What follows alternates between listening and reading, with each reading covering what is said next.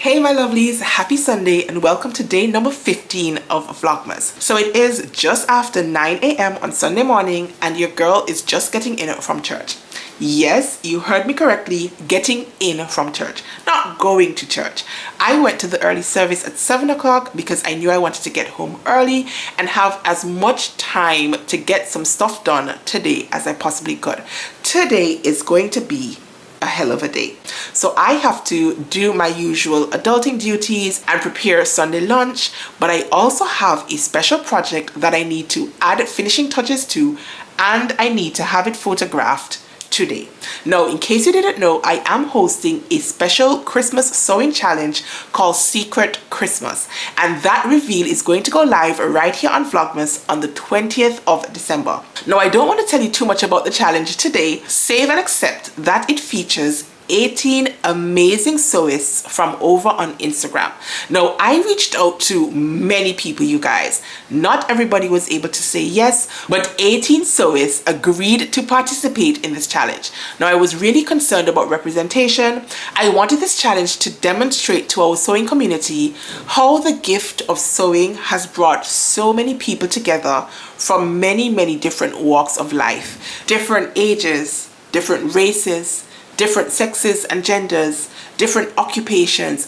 People from all walks of life are united in some spaces through the gift of sewing.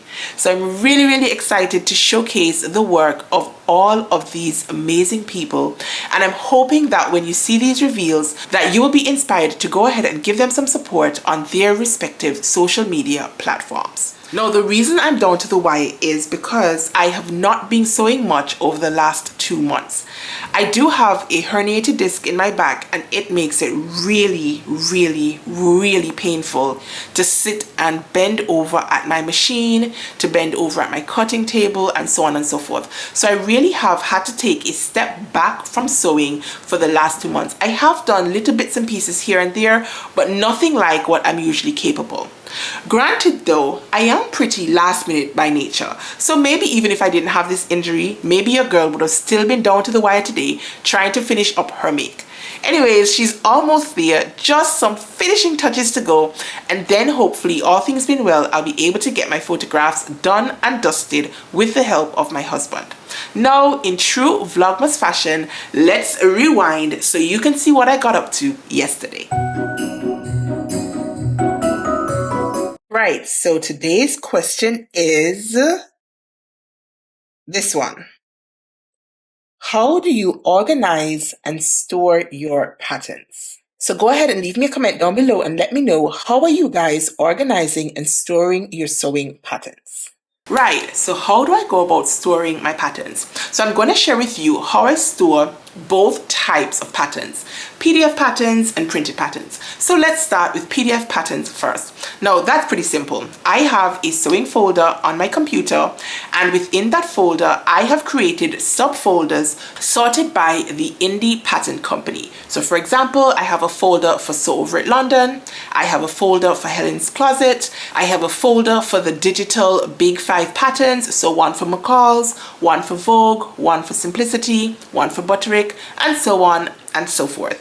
Then in each of those folders, I then have another folder based on the pattern name or the pattern number. So in the Sew Over It folder, I will have a folder marked the Ava skirt, and within that folder will be all of the files related to the Ava skirt. So the pattern itself and the instructions. So pretty simple. Now in terms of my paper patterns, I do have an organized system for storing my paper patterns, but I don't always follow it. And that is because sometimes I just get lazy, you guys. So ideally, when I get my paper patterns, I like to remove the pattern pieces from the pattern envelope, and I put those pattern pieces in a brown manila envelope, and I mark the pattern name on the outside of the envelope. Then I take the actual pattern envelope containing the instructions, and I do have a binder, And in that binder, I do have those see-through jackets, and I like to slip each envelope in the see-through jackets. So when I get an idea about something that I might want to make, my first stop is to my folder. Now, my folders are sorted by categories. So I have a folder for skirts, I have a folder for tops and blouses, a folder for dresses, and so on and so forth. And then in that folder, the folder is then sorted by the pattern company. So usually my paper patterns are actually from the big five. I don't have very many paper patterns from indie pattern companies. So in my folders, I have them sorted once again by the big five pattern name. So a section for McCall's, a section for Simplicity, a section for Butterick, and so on and so forth. And then I go a step further and have them sorted by number.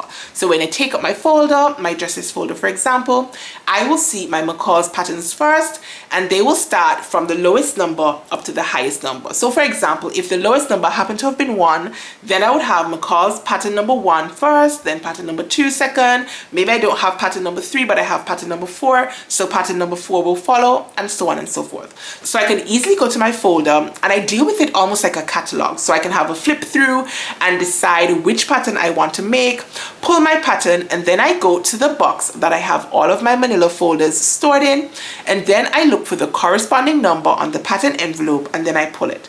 Now the reason I do this is because I find it difficult sometimes when I have removed my tissue paper to get it back neatly in the original envelope. So putting it in a manila envelope means I don't have to fuss and fight and iron it back into place before I can get it into my envelope, and it also allows me to put my traced pattern in the envelope as well. Now I'm a pattern tracer, so I trace off almost all my patterns, and then I go ahead and make adjustments to them. And once I have made adjustments to them, then I'm likely to go ahead and use the same pattern again. And so I like to put them back in an envelope so I can have easy access to them another time. It means that I don't have to go through the process once again. Granted, I have had to do that sometimes because I have changed size over the years and so on and so forth, but generally speaking, if I wanted to sew the same pattern today and then come back and sew it next week, then it would have been traced and adjusted already, and then I can simply pull it out of my pattern envelope. Now I did say I haven't always followed these steps, and I actually have a drawer and a portion of my bookshelf that still has patterns in their original envelopes. Your girl seriously has work to do. But sometimes I feel like I'm just one person, you know what I mean? I'm a working mother, I'm a wife, I've got lots going on, and when I do get a chance to sew, your girl just wants to sit and sew. I don't always want to spend the little time that I have to indulge in my sewing craft to sort patterns or fabrics, and I could do better. I really could do better. So maybe for 2025, before I really get back into the jam of sewing, maybe I'll take some time to go back through all of my patterns and complete the sort. Now, another resource I wanted to mention really quickly is Stash Hub.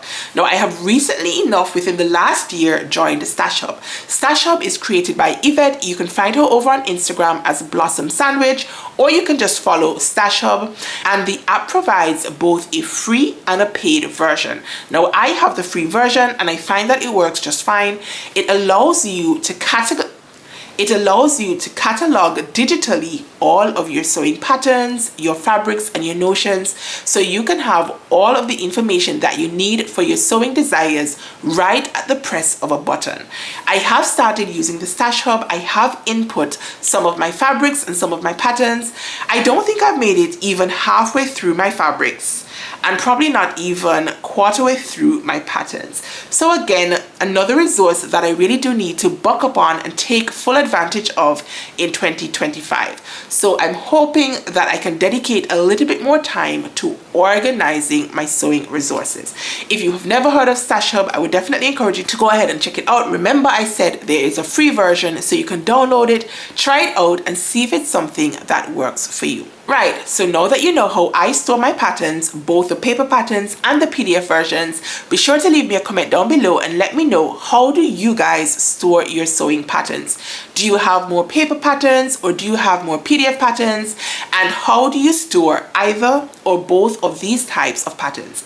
As usual, I really am excited every time I take up my phone and I see a notification that somebody has left a comment on one of my Vlogmas episodes. So thank you guys so much for interacting with me in the comments. It truly means a lot to me. So leave your comments down below on today's question: how do you store your sewing patterns? So I have to go ahead and adult, so hopefully I will check back in with you guys a little bit later. I think we probably have a movie night planned for tonight. Let's see if we can actually bring that to fruition. But that's it for now, so I'll talk to you guys a little bit later. Hey boos, I'm back and checking in. So we are setting up for movie night. Little mini me has been bugging for the last couple of weeks. Man, I feel like it's been the last couple of months. She wants to have a family night. So finally we are going to indulge her in a family night. So we're going to transform the living room into our little cinema, and then we're going to watch The Grinch. I think it's The Grinch or The Grinch 2.